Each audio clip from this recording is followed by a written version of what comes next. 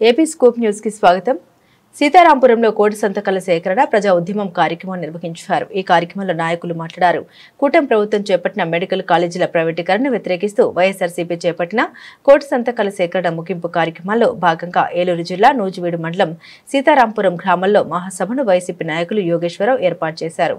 ఈ కార్యక్రమానికి ముఖ్య అతిథులుగా ఏలూరు వైఎస్ఆర్సీపీ జిల్లా పార్టీ అధ్యక్షులు మాజీ శాసనసభ్యులు దూలం నాగేశ్వరరావు, ఏలూరు పార్లమెంట్ వైఎస్ఆర్సీపీ అభ్యర్థిగా పోటీ చేసిన కారుమూరు సునీల్ కుమార్ యాదవ్, పామర్రు మాజీ శాసనసభ్యులు కైలా అనిల్ కుమార్ మరియు నూజివీడు మాజీ ఎమ్మెల్యే మేకా వెంకట ప్రతాప్ అప్పారావు హాజరయ్యారు. దూలం నాగేశ్వరరావు మాట్లాడారు. మన ప్రభుత్వం అధికారంలో ఉన్నప్పుడు కేంద్ర ప్రభుత్వానికి ఎన్నో రకాలుగా సహకరించినందుకు గాను జగన్మోహన్ రెడ్డిని పిలిచి కేంద్ర ప్రభుత్వంలో మంత్రి పదవులు ఇస్తామని అడిగితే నాకు మంత్రి పదవులు వద్దు, పేద విద్యార్థులకు డాక్టర్ అవ్వాలన్న కలను నిజం చేసే విధంగా డాక్టర్ సీట్లు ఉచితంగా ఇచ్చే విధంగా మా రాష్ట్రంలో మెడికల్ కాలేజీలు కావాలి. మెడికల్ కాలేజీలకు అనుసంధానంగా మల్టీ స్పెషాలిటీ హాస్పిటల్ వస్తాయి. పేద బడుగు వర్గాలు మేలు జరుగుతుందని, ప్రజలందరికీ ఎంతటి పెద్ద ఆపరేషన్ అయినా ఉచితంగా చేయవచ్చని చెప్పి మంత్రి పదవులను వదిలేసి తెచ్చుకున్న 17 మెడికల్ కాలేజీలకు జగన్మోహన్ రెడ్డి శంకుస్థాపన చేశారు. కారుమూరు సునీల్ మాట్లాడారు. 40 సంవత్సరాల ఇండస్ట్రీ అని చెప్పుకునే చంద్రబాబు నాయుడు ఒక్కటంటే ఒక్క కాలేజీ కూడా తీసుకురాలేదు. 5 ఏళ్లు ముఖ్యమంత్రిగా చేసిన జగన్మోహన్ రెడ్డి 17 మెడికల్ కాలేజీలు అనుసంధానంగా 17 హాస్పిటల్స్ తీసుకొచ్చారు. కైలా అనిల్ మాట్లాడారు. కోటి సంతకాల కార్యక్రమాలు అంటే జగన్మోహన్ రెడ్డి కలలు కన్న ప్రతి జిల్లాకు మెడికల్ కాలేజీలు ఉండాలని, పేదవారికి వైద్యం అందాలి, వైద్య విద్య అభ్యసించాలని ఆ రోజు ఏదైతే కలలు కని ఈ మెడికల్ కాలేజీలను ఏర్పాటు చేశారో ఎన్నికల ముందు ప్రతి గ్రామానికి తిరిగినటువంటి కూటమి నాయకులు పేదల రాజ్యం తీసుకొస్తారని చెప్పిన కూటమి నాయకులు ఆ మెడికల్ కాలేజీలను పప్పు బెల్లాల్లాగా అమ్మేయడానికి సిద్ధపడ్డారు. మేకా ప్రతాప్ అప్పారావు మాట్లాడారు. ఈ కోటి సంతకాల కార్యక్రమంలో వందలాది మంది ప్రజలు మెడికల్ కాలేజీలను ప్రైవేటీకరణ చేయవద్దని చెప్పి స్వచ్ఛందంగా సంతకాలు చేస్తున్నారని ప్రతాప్ అన్నారు. పేద విద్యార్థులకు మెడికల్ సీట్లు ఉచితంగా వస్తాయని అన్నారు. మా ప్రభుత్వ హయాంలో ఇచ్చిన క్యాలెండర్ ప్రకారం పథకాలను అమలు చేసిన ఘనత మన జగన్మోహన్ రెడ్డిదని ఆయన అన్నారు. ఈ కార్యక్రమంలో వైఎస్ఆర్ కాంగ్రెస్ పార్టీ కుటుంబ సభ్యులు, నాయకులు, కార్యకర్తలు, అభిమానులు పెద్ద సంఖ్యలో పాల్గొన్నారు. దానికి కేంద్రంలో ఆ రోజున మన జగన్మోహన్ రెడ్డి గారు ఆ ప్రభుత్వానికి ఎన్ని రకాలుగా సహాయ సహకారాలు ఇచ్చారో మనకు అందరికీ తెలుసు. దానికి వెంటనే 17 మెడికల్ కాలేజీలు మనకు పర్మిషన్ ఇవ్వటం, 17 మెడికల్ కాలేజీలు కూడా శంకుస్థాపన చేయటం, ఆ శంకుస్థాపన చేసినటువంటి దశ మొదల దగ్గర నుంచి నిర్మాణం వెనువెంటనే నిర్మాణాన్ని కొనసాగిస్తుండగా ప్రపంచవ్యాప్తంగా వేలాది మంది ప్రజలను పట్టున పెట్టుకుంటున్నటువంటి మహమ్మారి కూడా ఎక్కడ కూడా వర్క్ అనేది ఆపకుండా ఆ ఇబ్బందుల్లో కూడా అప్పటికే దాదాపు 3,500 కోట్ల రూపాయల దాకా ప్రభుత్వం నుంచి హెచ్చించి ఒక 5 మెడికల్ కాలేజీలు పూర్తి చేసి 5 మెడికల్ కాలేజీలు కూడా తరగతులు ప్రారంభించినటువంటి విషయం, ఇప్పుడు దాదాపు మూడో సంవత్సరం క్లాసులు కూడా జరుగుతున్నటువంటి విషయం మనం అందరం తెలుసుకోవాలి. ఈ 5 కాలేజీలకి అనుసంధానంగా ఈ మధ్యనే సెంట్రల్ మెడికల్ టీము ప్రత్యేకంగా పీజీ సీట్లు కూడా ఈ 5 కాలేజీలకు 60 సీట్లు కూడా కేటాయించినటువంటి పరిస్థితిని కూడా మనం అర్థం చేసుకోవాలి. మిగతా 2 కాలేజీలు ప్రారంభం దశకు వచ్చినప్పటికీ ఎన్నికల నోటిఫికేషన్ రావడం వల్ల ఆ 2 కాలేజీలు ప్రారంభించలేకపోయారు మన జగన్మోహన్ రెడ్డి గారు. మిగతా 10 మెడికల్ కాలేజీలు 70%, 80%, 60%, 30%, 40% 10 మెడికల్ కాలేజీ నిర్మాణంలో ఉన్నాయి. ఈలోగా ఎన్నికలు వచ్చాయి. మరి ఎన్నికలు వచ్చిన తర్వాత ఈ ప్రభుత్వం ఏం చేస్తుంది? ఆ 10 మెడికల్ కాలేజీలు కూడా నిర్మాణం ఆపేయండి ప్రభుత్వం ద్వారా జీవో వచ్చి ఎందుకు పనులు ఆఫ్ చేసిందంటే జగన్మోహన్ రెడ్డి గారు తీసుకొచ్చిన కాలేజీలు కనుక అవి నిర్మాణం జరిగితే జగన్మోహన్ రెడ్డి గారి పేరు చెప్తారు కనుక మనకు అభివృద్ధిని ఆఫ్ చేశాడు ఈనాటి కూటమి ప్రభుత్వం అధినేత అయినటువంటి చంద్రబాబు నాయుడు గారు. ఈ రోజు ఆయన చెప్తాడు ఎందుకు మీరు ఆఫ్ చేశారు, మీ ప్రభుత్వం వచ్చిన తర్వాత మొదలెడితే ఈ పాటికి అవి కూడా పూర్తయ్యి పేద బడుగు ప్రజలందరికీ కూడా బిడ్డలు చదువుకోవడానికి మెడికల్ సీట్లు వచ్చాయి. అక్కడ సూపర్ స్పెషాలిటీ హాస్పిటల్ 10 కాలేజీకి 10 సూపర్ స్పెషాలిటీ హాస్పిటల్స్ వచ్చాయి. ఇవన్నీ పూర్తి అయిపోతే ప్రజలకు అందుబాటులో వచ్చాయి కదా అని నిలదీసి మన జగన్ అడిగితే మా దగ్గర డబ్బులు లేవంటారు. డబ్బులు లేవని ఈ నాటికి ఈ సంవత్సరం 6 మాసాల్లోనే 2,30,000 కోట్ల రూపాయలు అప్పు చేశాడు మహానుభావుడు. అవి దేనికి ఖర్చు పెట్టాడో చెప్పడు. 2,30,000 కోట్ల రూపాయలు అప్పు చేసిన ఈ ప్రభుత్వం 5,000 కోట్ల రూపాయలు, కేవలం 5,000 కోట్ల రూపాయలు ఈ మెడికల్ కాలేజీ ఖర్చు పెట్టడానికి వీళ్ళ దగ్గర డబ్బులు లేవంట. అంటే ఒకసారి ప్రజలందరూ కూడా ఆలోచన చేసుకోవాలి. కూటమి ప్రభుత్వం పెద్దలు ఎరా ఉన్నవి లేనట్టు, లేని ఉన్నట్టు ఎన్నికల ముందు చెప్పి ఎన్ని అబద్ధాలు ఆడారు, ఎన్ని మోసపు మాటలు మాట్లాడారు. ఈ రోజున అవన్నీ కూడా ఈ రోజున ఏ ఒక్కటైనా నిజమా అని అడిగే దానికి సూచనగా మీ అందరికీ ఒకటే చెప్తాను. ఈ గ్రామ సీతారాంపురం అంటే అంతా కూడా చిన్న సన్నకారు రైతులు ఉన్నటువంటి, రైతాంగం ఉన్నటువంటి గ్రామాలు ఇవన్నీ. అవునండి, అంతా రైతులు ఉన్న గ్రామాలే కదా. మరి నేనైతే ఒకటే అడుగుతున్నా, ఈ కూటమి ప్రభుత్వం అధినేత చంద్రబాబు నాయుడు గారి దగ్గర నుంచి నాయకులందరూ కూడా నిలదీసి అడుగుతున్నా, ఛాలెంజ్ చేసి అడుగుతున్నా. జగన్మోహన్ రెడ్డి గారు ఎన్నికల ముందు తమ్ముళ్ళు మీ భూములు మీ కాదు, మీ ఆస్తులన్నింటినీ తాకట్టు పెట్టేశాడు జగన్. ఎన్నికలయ్యే నాటికి మీకు మీ ఆస్తులు మీకు కాకుండా పోతున్నాయని చెప్పిన చంద్రబాబు నాయుడు గారి మాటలు మనం విన్నామా లేదా? మాయ మాటలు, మోసం మాటలు చెప్పి ఓట్లు ఎంచుకున్న ఈ రోజున కూటమి ప్రభుత్వం నాయకులు ఛాలెంజ్ చేసి అడుగుతున్నాం. ఈ రాష్ట్రంలో, రాష్ట్రమంతా ఎక్కడైనా కానీ, జిల్లాలో ఎక్కడైనా కానీ, నియోజకవర్గంలో కానీ, గ్రామంలో కానీ ఎక్కడైనా ఒక్కరి భూములు జగన్మోహన్ రెడ్డి గారు తాకట్టు పెట్టుకున్నారా? తాకట్టు పెట్టుకున్నారా చెబుతున్నా. దుర్మార్గులైనటువంటి వాళ్ళకి చెప్పండి. దుర్మార్గపు మాటలు మాట్లాడకూడని, చెప్పకూడని అబద్ధాలన్నీ చెప్పి ప్రజలందరినీ కూడా మోసం చేసినటువంటి కూటమి ప్రభుత్వాన్ని నిలదీసే రోజు వస్తుంది. అది త్వరలోనే వస్తుందని కూడా నేను చెబుతున్నాను. కోటి సంతకాల సేకరణ చేస్తున్నాం మనం. మరి ఏవైతే 40 ఏళ్ళు ఇండస్ట్రీ అని చెప్పుకునే చంద్రబాబు నాయుడు గారు ఒక్కటంటే ఒక్క కాలేజీ కూడా తీసుకురాలేదు. మరి 5 ఏళ్లు ముఖ్యమంత్రిగా చేసి 17 కాలేజీలు తీసుకొచ్చి ప్రజలకి మంచి చేయాలి. మరి జగన్మోహన్ రెడ్డి గారు ఈ 17 మెడికల్ కాలేజీలు విత్ హాస్పిటల్స్ తో పాటుగా 2 అనుసానందంగా మరి జగన్మోహన్ రెడ్డి గారు తీసుకురావడం జరిగింది. మరి ఈ రోజు 5 కాలేజీలు నడుస్తున్నాయి కూడా. 5 కాలేజీల్లో క్లాసులు నడుస్తున్నాయి, పేషెంట్లు వస్తున్నారు, అన్ని జరుగుతున్నాయి కూడా. మరి 12 కాలేజీలు ఉన్నాయి. అందులో వాటిని ప్రైవేట్ కి ఇచ్చేస్తారంట. ప్రైవేట్ కి ఇస్తే ఏమవుతుంది? ధరలు పెరిగిపోతాయి, పేదవాడికి అందుబాటులో ఉండవు. పేద విద్యార్థులకి సీట్లు కోట్లు పెట్టి కొనుక్కోవాలి. మళ్ళీ ఈ ప్రభుత్వం కేవలం ప్రజల్ని మోసం చేసి వారి అన్యాయులకు జేబులు నింపుకునే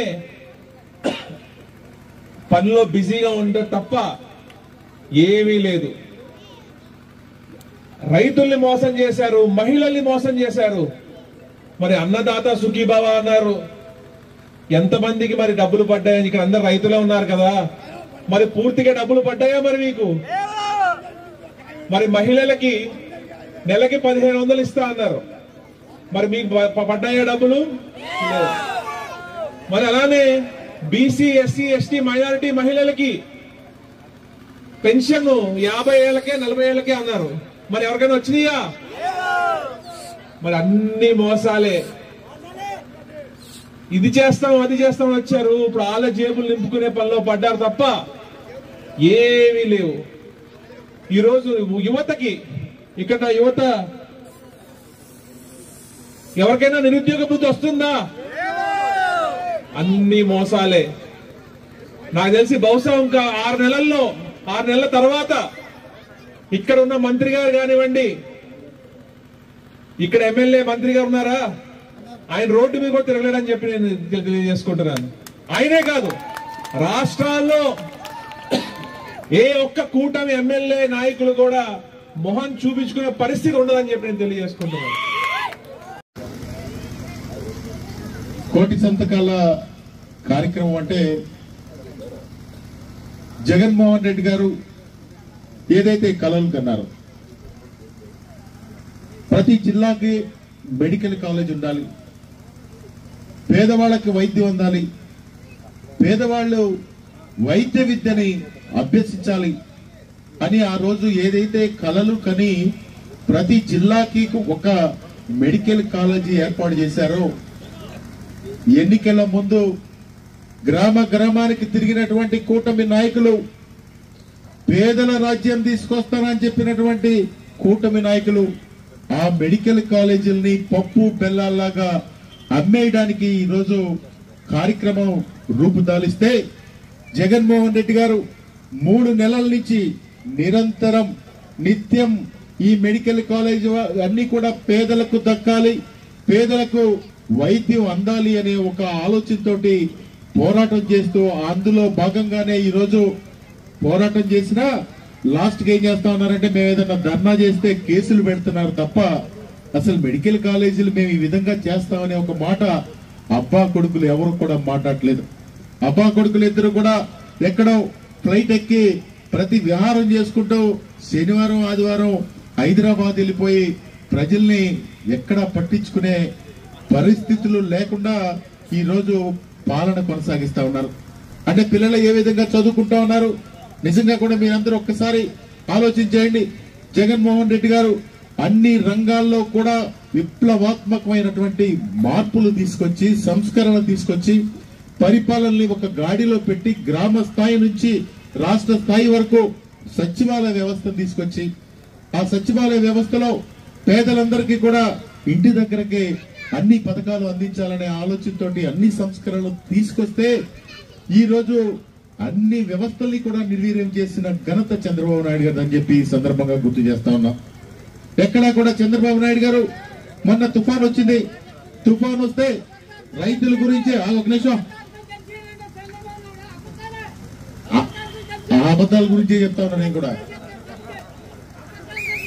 చంద్రబాబు నాయుడు గారు మొన్న తుఫాన్ వచ్చింది, తుఫాన్ వస్తే అంతకు ముందు జగన్మోహన్ రెడ్డి గారు పరిపాలనలో 5 సంవత్సరాల్లో ప్రతి గ్రామంలో కూడా ఒక రైతు భరోసా కేంద్రం ఏర్పాటు చేసి దానికి ఈ క్రాప్ చేసి ఉచితంగా ఇన్సూరెన్స్ ఇచ్చి రైతుకి ఏదైనా ఇబ్బంది వస్తే వెంటనే కూడా స్పందించి ఏమి సాయం చేయాలో అది వెంటనే ఆ తుఫాన్ అయిపోయిన వెంటనే నేను ఈ విధంగా సాయం చేస్తానని చెప్పే కార్యక్రమం చేసేవాళ్ళు.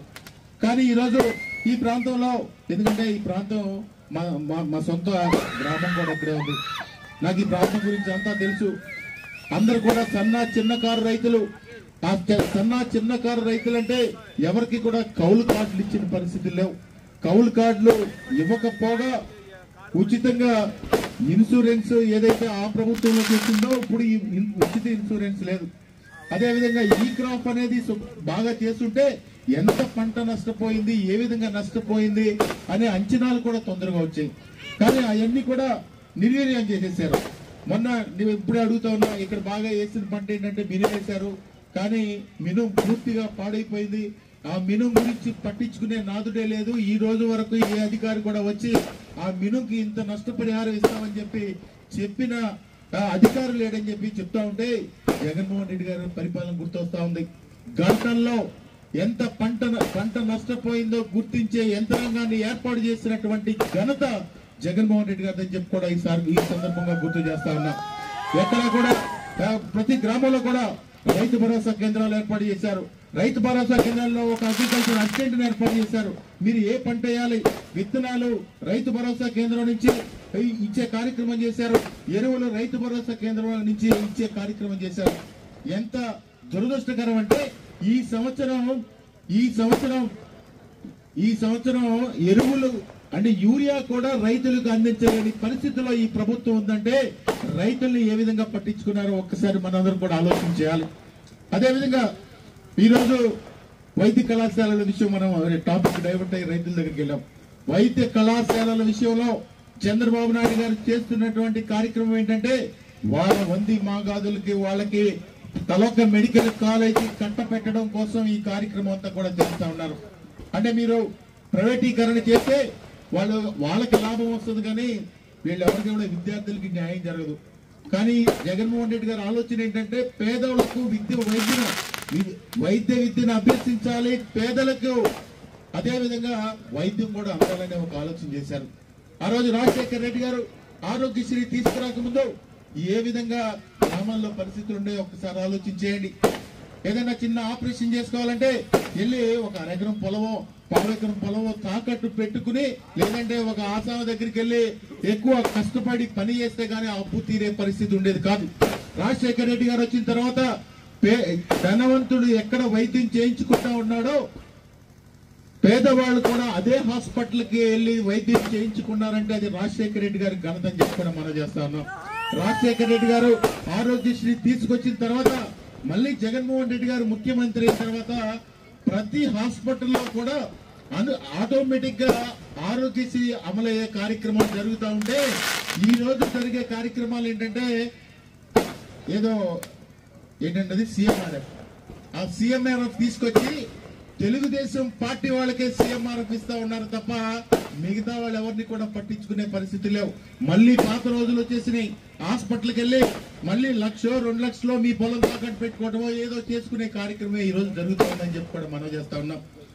ప్రతి గ్రామంలో కూడా వందలాది మంది వచ్చి సంతకాలు చేసి మా ప్రైవేట్ మా కాలేజీల్ని గవర్నమెంట్ కాలేజీలని ప్రైవేట్ పరం చేయబాకండి అని చెప్పేసి ఎంతో మంది చెప్పడం జరుగుతుందని చెప్పేసి నేను అందరూ చెప్తాను. ఇవాళ గ్రామాల్లోకి వెళ్ళినప్పుడు చిన్నపిల్లల్ని అడుగుతుంటే ఒక చిన్న పాప ఎందుకు చెప్తున్నానంటే వాళ్ళ ఉద్దేశం చిన్నప్పటి నుంచి కూడా మేము డాక్టర్ అవ్వాలని చెప్పేసి ఉద్దేశంతో ఇవాళ చదువుకుంటారు. పూర్వకాలం ఎంత చదివినా పూర్వకాలంలో ఎంత చదివినా 50 మార్కులు రావటం అంటే చాలా కష్టం. కానీ ఇవాళ చిన్నపిల్లలు కానించి మరి ఇంటర్మీడియట్ చదివేదాకా కూడా ఎవరైనా సరే చూసే ఫెయిల్యూర్స్ అనేది లేదు. అందరికీ కూడా 1000 మార్కులకి 998 కూడా వచ్చిన దాఖలాలు నేను చూశాను. ఎందుకంటే అదిగో చిన్నపిల్లలు ఇంతమంది కూర్చుంటారు. ఎవరినైనా అడగండి ఎవరైనా ఏం చెప్తారంటే డాక్టర్ అవుతూ ఉంటారు, ఇంజనీర్ అవుతూ ఉంటారు, కానీ వాళ్ళ ఉద్దేశం అందరికీ కూడా చెప్తారు అని చెప్పేసి నేను మీ అందరితో చెప్తాను. అటువంటి కాలేజీల్ని మరి నిజంగా జగన్మోహన్ రెడ్డి గారు కట్టినటువంటి ఆ కాలేజీల్ని ప్రైవేట్ పరం చేయటం, ప్రైవేట్ వ్యక్తులకు ఇవ్వడం అంటే చాలా దారుణమైన విషయం. మీరందరూ గుర్తించండి అమ్మా. మీ పిల్లలు చదువుకోవడానికి ఇంకా అవకాశం లేదు. మీ పిల్లలు డాక్టర్లు అవ్వాలంటే అవకాశం లేదమ్మా. ఎందుకంటే డబ్బులు కట్టలేము. మరి పెద్దలు ఉన్నారంటే డబ్బులు కట్టి ఏంటంటే జాయిన్ చేసుకుంటారు. మరి మనమే మరి మిగిలిన వాళ్ళు పేదవాళ్ళు ఏంటంటే మరి వాళ్ళకి ఏంటంటే నిజంగా డాక్టర్ అవ్వాలని కోరుకుండా చేయలేనటువంటి పరిస్థితి ఉన్నది. కాబట్టి దాన్ని చేయకూడదు అని చెప్పేసి జగన్ గారు మరి పోరాటం జరుగుతుంది అని చెప్పేసి నేను మీ అందరికీ కూడా చెప్తా ఉన్నాను. గవర్నమెంట్ లో ఎన్నో వాగ్దానాలు చేశారు. జగన్ గారు ఉన్నప్పుడు క్యాలెండర్ మెయింటైన్ చేసి క్యాలెండర్ లో ఫలానా తారీఖున ఫలానా పథకం ఇస్తున్నాము అని చెప్పేసి డిక్లేర్ చేసింది ఒక్క ఆంధ్ర రాష్ట్రంలో ఒక్క జగన్మోహన్ రెడ్డి గారి అని చెప్పేసి నేను మీ అందరికీ కూడా చెప్తా ఉన్నాను. నూజివీడు మండలంలో ఇటు మామిడికాయ తక్కువ కానీ ఇవాళ రేట్లు లేకుండా పోతే చిత్తూరులో డబ్బులు ఇచ్చారు. నూజివీడులోనే అంటే ₹1 కూడా నష్టపరిహారం రైతులకి మామిడికాయ రైతులకు రాలేదు అని చెప్పేసి నేను మీ అందరికీ కూడా చెప్తా ఉన్నాను.